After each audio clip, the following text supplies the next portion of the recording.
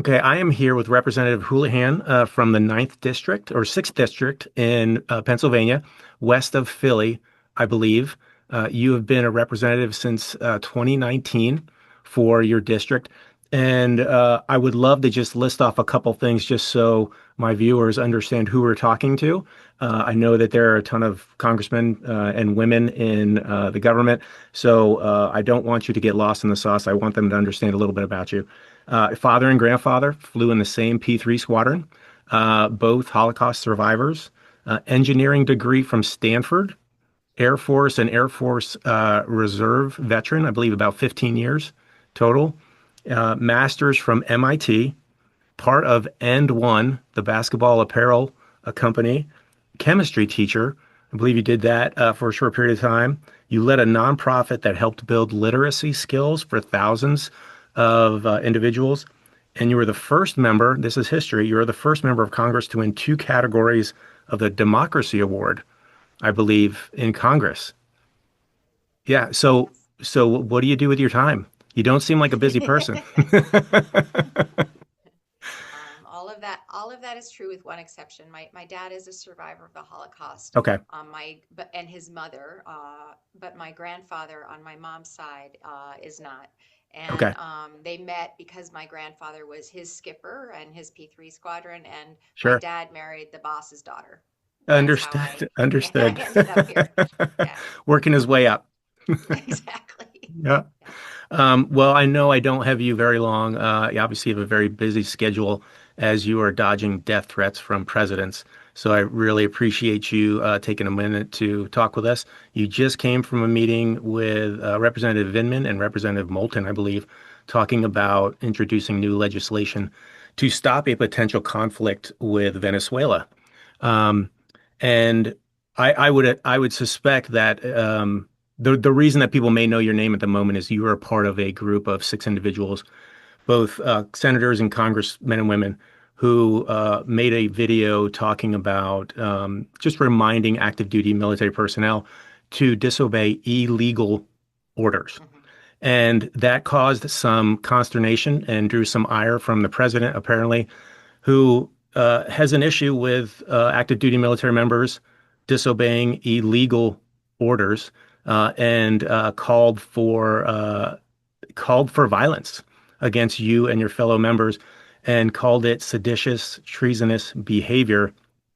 So this is also the same individual who had, I believe, 14 uh, other folks that were a part of the January 6 riots who were convicted or pled guilty to seditious conspiracy following the riots on his behalf to potentially try to take over the government. So, Hmm. so one, do you think he knows what seditious means?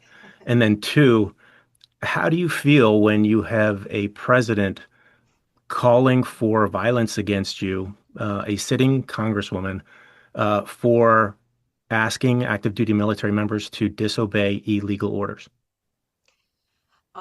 You've obviously framed it perfectly. It's pretty stunning when you wake up one morning and then the President of the United States and the leader of the free world has called for your hanging. It is a pretty sobering moment, and especially as you mentioned, for the crime, purported crime of telling people to follow the law.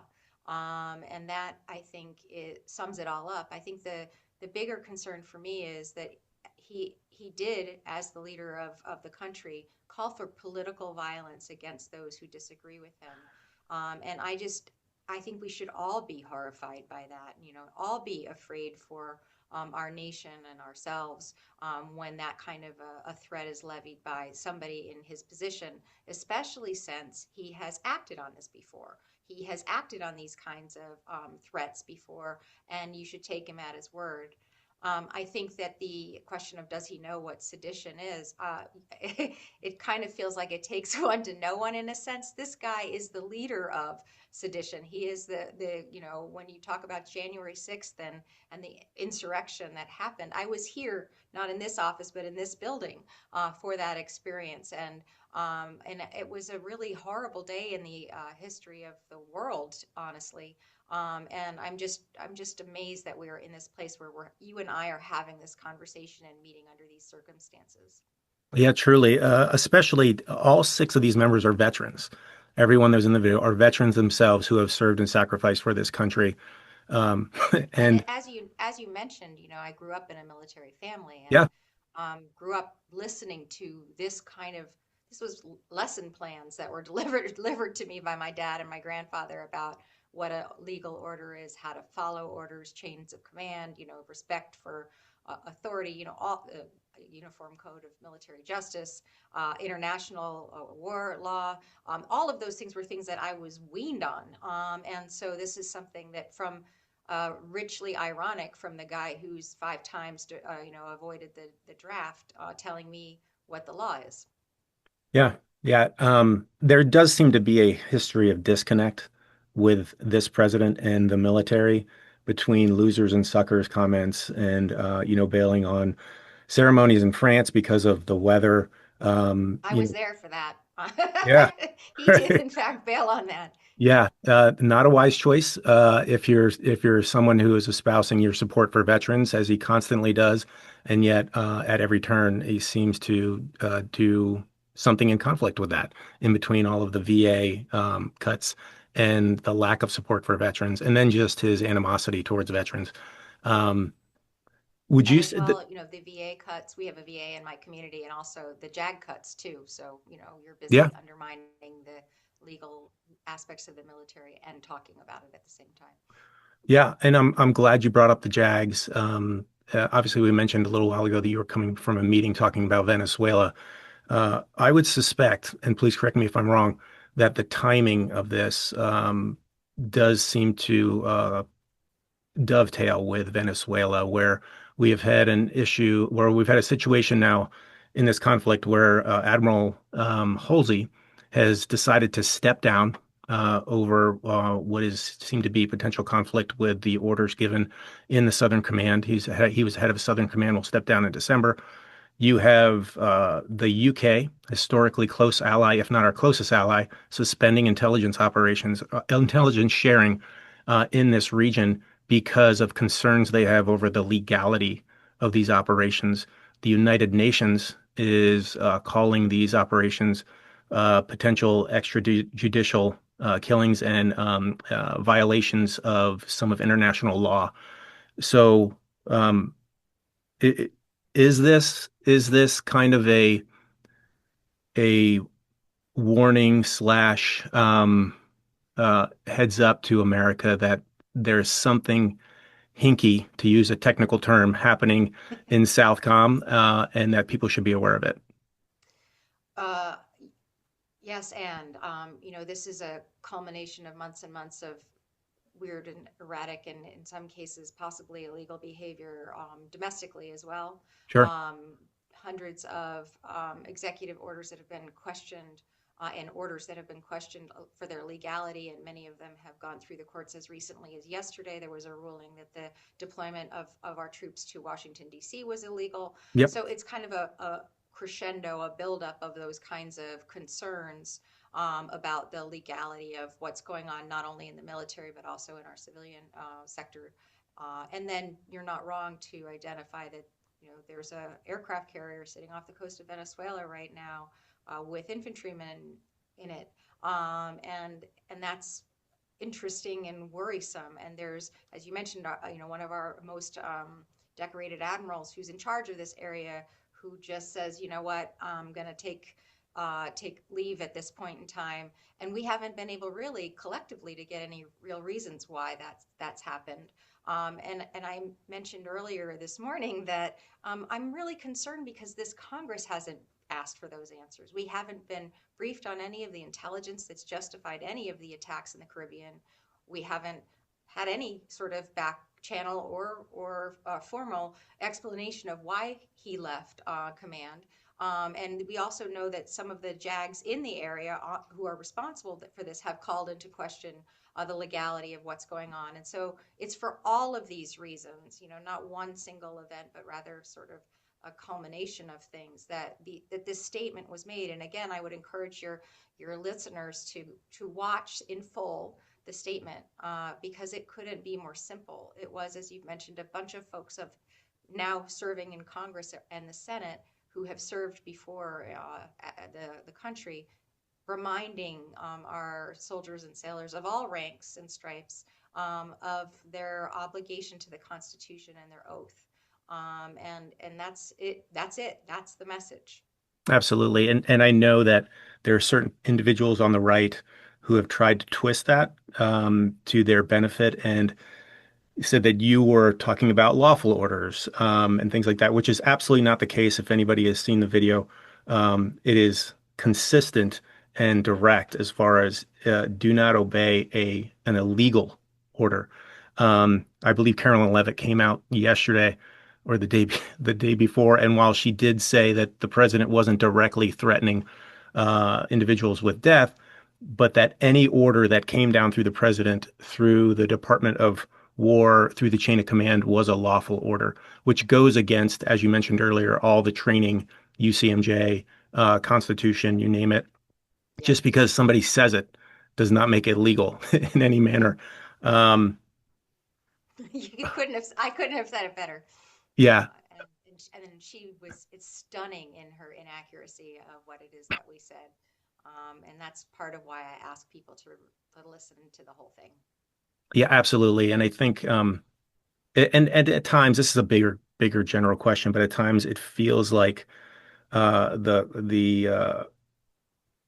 the air of invincibility may be slipping a little bit, especially with a certain number of questions coming around the Epstein files and being released.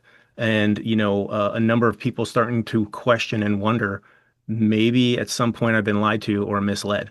And Sure. so, Yeah. yeah, Yeah.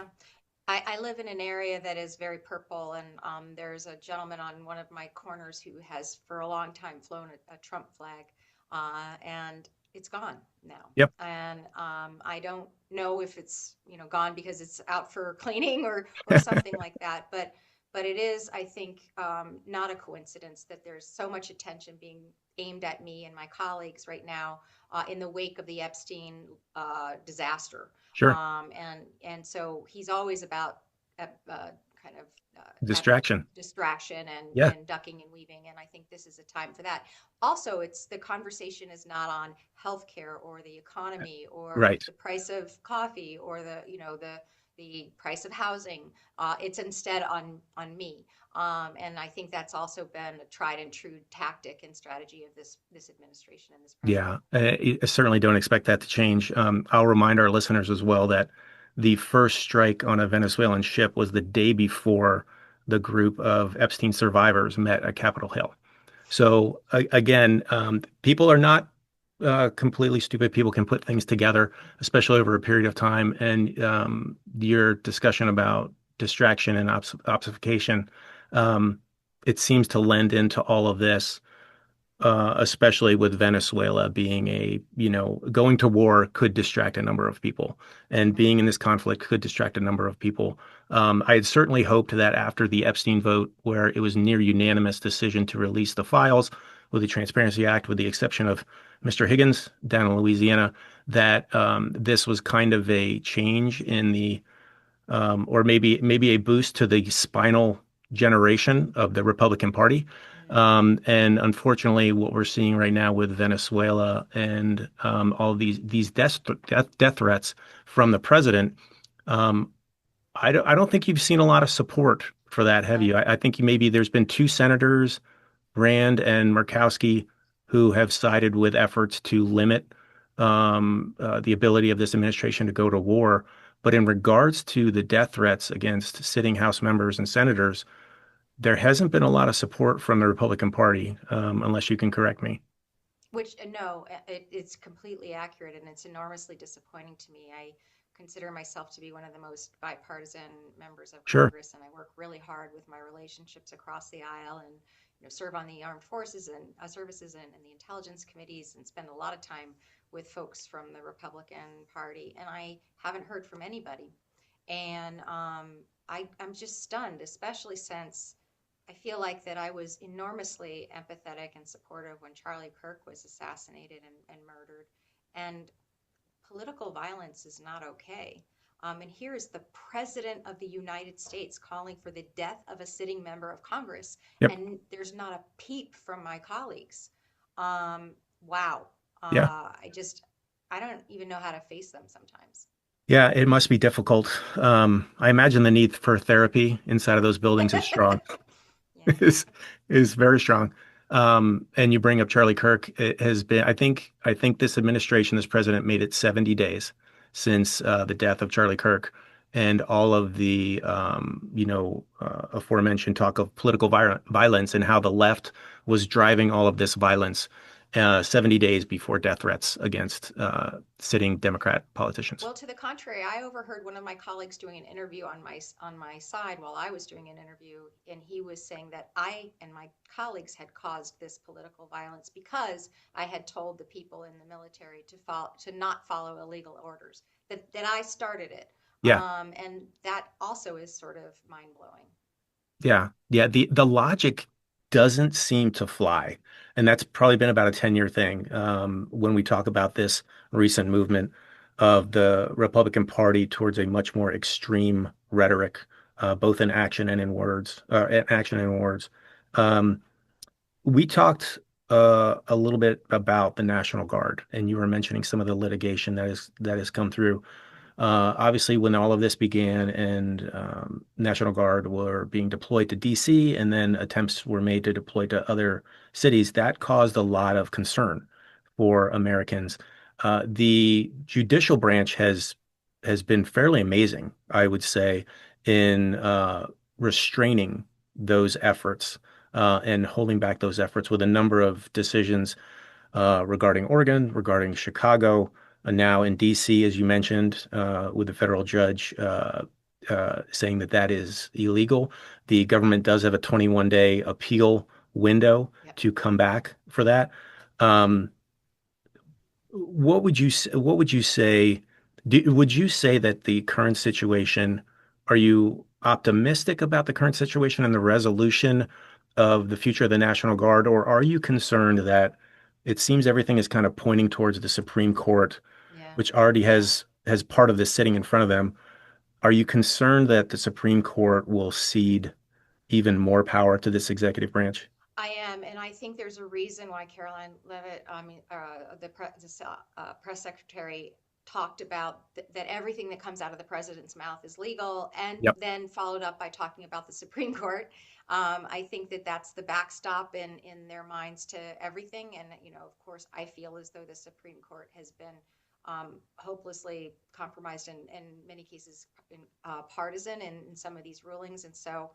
Yes, I think that those things are connected as well. I think the fact that she invoked the Supreme Court and the fact that everything the president says is legal is pretty telling of where they think this is going to end up. I am hopeful that the legislative branch is working the way that it needs to work.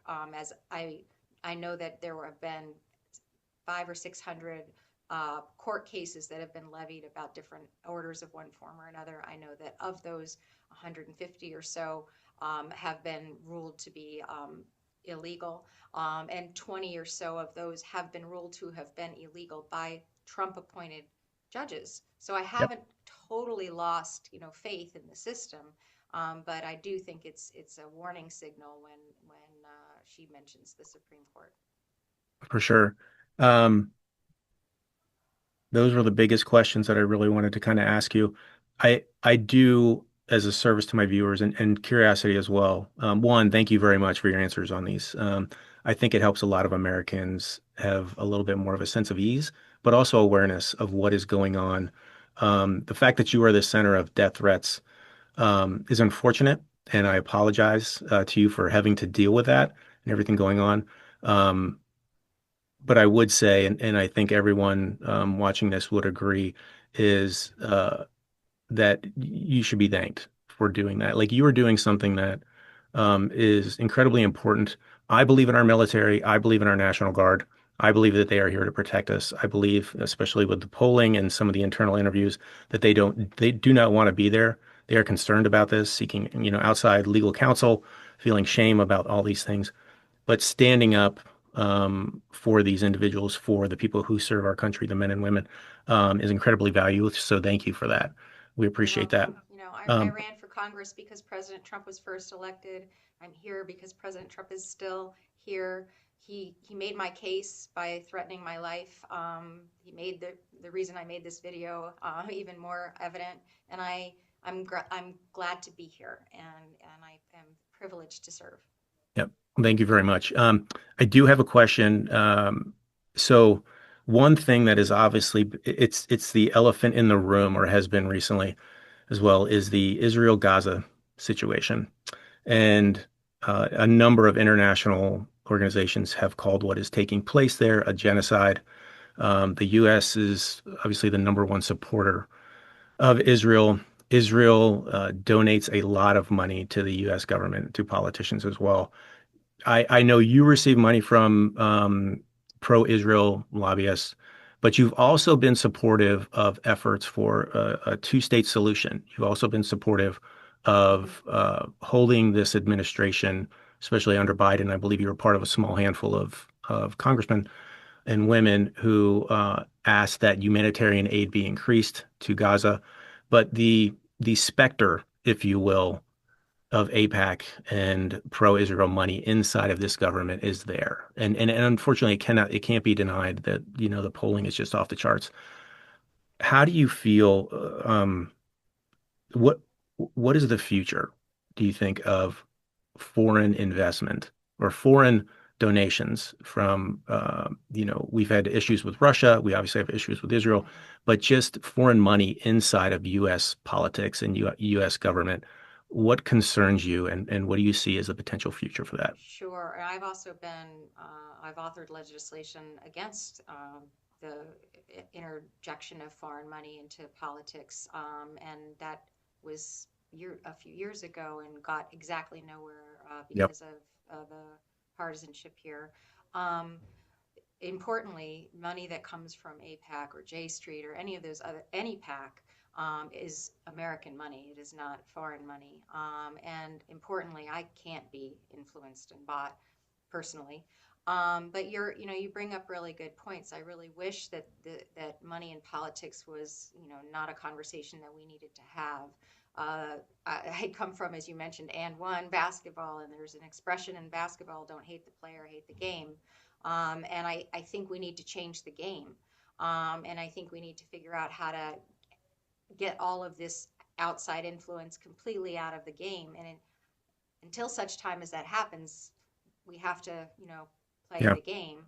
That being said, the first thing I ever did in Congress was to vote for HR 1, which was a very comprehensive package of political reform, inclusive of financial reform. It seems to be something that a lot of people don't want to touch, and we need to. The other reality is people who have veteran backgrounds and frankly engineering backgrounds as well, we don't have the same kind of networks and those kinds of things to be able to have the resources that we need to be able to run for offices. And we need more veterans in office. We need more people with technology backgrounds in office too. And so one of the reform of financial reform is not just about, wow, it shouldn't cost $8 million to run for Congress. Right. It's also about making sure that we have more qualified, better qualified, differently qualified people in Congress as well. So I couldn't agree with you more that we need reform in this area. Yeah, thank you so much for that. Your candor and professionalism and insight has been absolutely fantastic. I could talk to you for another hour about all sorts of things, but your time is busy. Please stay safe. Thank you for what you're doing. Thank you for what you've done and what you are putting yourself in the middle of. We honestly appreciate it. Thank you. I appreciate you too. Thanks for what you do. All right. Take See you care. later. Bye.